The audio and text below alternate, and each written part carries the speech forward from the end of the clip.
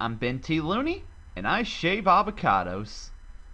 As you know, I love Disney. I've talked about them so many times in the past that there's no need to go into a sappy praise-filled montage about it. Let me just say that in recent years, Disney has started to lose the magic that made them so great. With the success of Pixar movies, Disney has felt the need to adapt to that style in order to stay relevant. So, they've been experimenting with breaking away from the fairy tale influenced musicals in order to try out new things. Some worked, and some were piece of but I think none was as big of an experiment as Big Hero 6. In 2009, Disney bought Marvel Comics, making Mickey Mouse and Spider-Man cousins. I wasn't one of those people who thought Disney owning Marvel was the end of the nerd world as we knew it. Disney has shown they can do pretty edgy stuff. I also didn't expect Disney to do much with the Marvel product concerning their animated movies. How wrong was I? Oh well, I was still gonna give it a chance. So, Disney is making an animated movie based off a Marvel product. It's still going to be good. How wrong was I? Yes, I hated this movie. Hated it! Too bad my countdown of my least favorite Disney movies came out when it did, because I'd rather marathon the Aristocats than ever watch this cinematic bore ever again. Get ready to call your personal healthcare companion. Here is my rant on Big Hero 6. Oh, just so you know, there will be spoilers because some of my main gripes with this movie concern plot points. So, this movie is about a boy named Hiro, subtle, who likes to build robots on his free time with his brother, Tadashi, who himself is working on a robot to be a healthcare companion. To prevent Hiro from gambling and underground robot fighting, Tadashi takes him to the university to meet his friends, Stoner, Black Guy, Tough Girl, Bubbly Girl.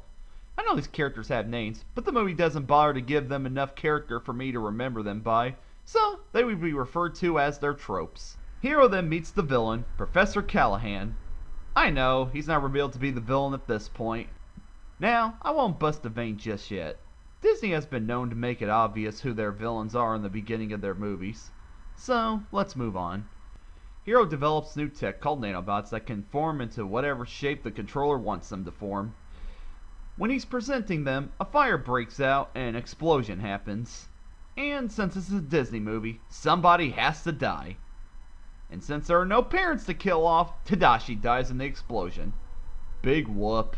Way to kill off a character who only had 10 minutes of screen time. That's all I needed to get attached to him. At least in Bambi, his mother was around for a majority of the movie.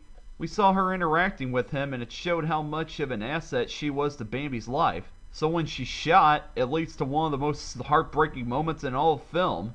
In this movie? I don't know. Tadashi talk to Hiro about coming to his college, I guess? What family bonding. So, Hiro activates the merchandising for this movie, Baymax, who is basically walking Obamacare.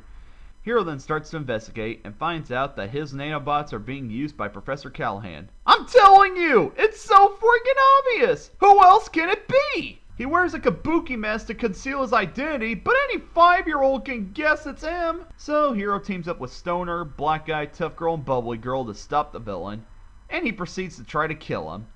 After almost getting killed, they form a superhero group to track down Professor Callahan. Oh, I'm sorry, kabuki mask, ooh. So after giving Baymax some upgrades, they track the nanobots to an island where they find an abandoned lab. There, they find out Callahan's daughter was sent into another dimension after a failed experiment. Gee, I wonder who the villain is. There are several possibilities on who the villain is. I don't know where to start.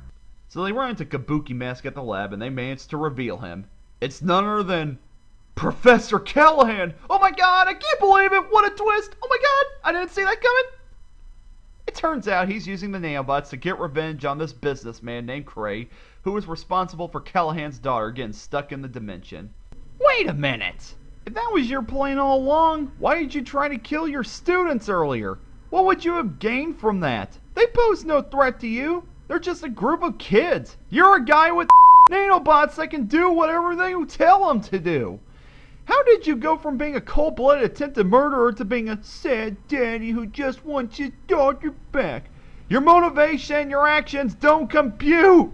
So, we lead to the final action scene in which Callahan is about to kill Cray, but the team is there to stop him. During the fight, a portal is created and Hero and Baymax fly into it to save Callahan's daughter. However, Baymax is running out of battery life and he has to sacrifice himself to save Hero. Aww. But Hero makes a new Baymax. Cop out! And they live happily ever after. Yuck! So, that's the plot of Big Hero 6. It's great, right? Wrong! That was a Disney movie? It felt like Diet Pixar. Nah, that's being too nice. It felt like Diet DreamWorks. I'm all for Disney trying out new things, but I just don't think a Marvel comic series suited them. Who the hell is Big Hero 6 anyway? I don't know. Nobody knows! That's why they were perfect for a Disney movie. Disney can do them however they want without being too edgy. Since Big Hero 6 doesn't have any fans, nobody would complain if they screw it up. Well, guess what, Disney? I'm a fan of you, and you screwed up being Disney. This movie was too kiddie to be a Marvel movie, but too generic to be a Disney movie. I know you can say that Disney makes the same movie over and over again. I think you're exaggerating, but I see where you're coming from. This?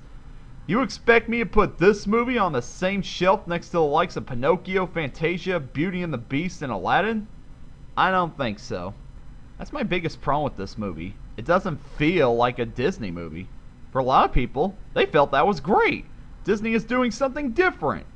I'm all for Disney doing something different, but I want them to actually do something different. Isn't this movie just a toned-down animated version of every superhero movie we've seen in the past 15 years? Main character is introduced, something bad happens to main character becomes hero, hero saves the day. Disney played it safe with this movie, and I felt that was its ultimate downfall. When I first heard of this movie, I expected something along the lines of Wreck-It Ralph with Marvel characters, and I thought Big Hero 6 was Disney's own creation. Turns out I was wrong. Big Hero 6 is a Marvel comic series, and this movie was just a straight adaptation of that. I'm not a comic fan, so I don't know how faithful this movie is to the comic, but I'm pretty sure it's more interesting than what this movie offered. In terms of the characters, they're probably some of the most bland Disney has ever showcased. Hero, our main character, doesn't go through any changes. At the start of the movie, I'm smart. At the middle of the movie, I miss my brother. At the end of the movie, I still miss my brother. And that's it. That's all he has going for him. Granted, he does try to kill Callahan, and then a scene later he learns not to do that. That's not character development. That's a mood swing. He showed no signs of being a killer before, so why did he get the Sun Urge to kill Callahan when he wasn't directly responsible for Tadashi's death? All he did was save himself from the fire using the nanobots. And don't even get me started on the other characters. Their personalities are their tropes. I can say the only two of them that played a big part other than being a part of the team is the Stoner and the Tough Girl. Stoner basically spat out meta humor in the middle of the movie, and then the Tough Girl drove the car to get away from Callahan. Such complex characters. I can say that the only character that's interesting in this movie is Baymax, and he's a robot! So yeah, I hate Big Hero 6. Lots of people love it. If you do, good for you. However, I just expected better from Disney, especially after showing signs that they were back to their roots instead of just riding Pixar's coattail. Oh well, sometimes even the top dogs have their off day. It's not like this film went on to win the Oscar for Best Animated Feature. I mean, come on, people love this movie, but I'm sure they would admit that it wasn't that good. Big Hero 6! Don Hall, Chris Williams, and Roy Conley. Huh. I'll be dag-nabbed. It did. Well, 2014 must have been a bad year for animation if the Academy thought that was the best. What did it beat out? The Box Trolls, How to Train Your Dragon 2, Song of the Sea, The Tale of the Princess Kaguya. Are you kidding me? Alright. While I don't agree with them, I'm sure the Academy had a great reason for choosing Big Hero 6 over those masterpieces. I only watch the ones that my kids want to see, so I didn't see the Box Trolls, but I saw Big Hero 6, and I saw How to Train Your Dragon 2. We both connected to Big Hero 6. I just found it to be more satisfying. The biggest snub for me was Chris Miller and Phil Lord not getting it for the Lego Movie. When a movie is that successful and culturally hits all the right chords and does that kind of box office, for that movie not to be over these two obscure frickin' Chinese things that nobody ever frickin' saw. An apparent reference to the Japanese film The Tales of Princess Kaguya, as well as the Irish film Song of the Sea. This is my biggest. Most people didn't even know what they were. How does that happen? That to me is the most ridiculous thing I've ever seen. I saw all 5. I like to sit down with the young people in my family and watch them. We all love Big Hero 6, and there was no discussion, no argument, no nothing. The kids watched that one 3 times. What does that tell you? You can tell anything is a snub this year. It was the Lego Movie, which was one of the best movies of the year.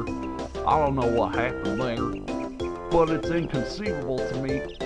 Of the 5 they had to nominate, my favorite is Big Hero 6, which was adorable and original. Frankly, I didn't see any of them. Alright, so let me rephrase that. The Lego Movie wasn't nominated. Some racist guy didn't want to vote for Chinese movies, Song of the Sea and Kaguya. His or her kids liked it, or one person flat out just didn't see any of them. These are professional movie watchers, folks. They get paid to sit on their butts and watch movies, decide which ones are the best, and they can't even do that right. No wonder why Pixar and Disney win so goddamn much. With people this ignorant about animation choosing the films, who can take the award ceremony seriously? Whatever. Point is, Disney is one of the few animation studios I can count on nowadays that can make movies I love, and they left me down with this one. What's next? Is Pixar gonna make something I love? Let's not bite off more than we can chew. I'm Benthelooney, and I'm signing out. The avocados are late for their shaving. So, something ain't right, that's evil. Evil.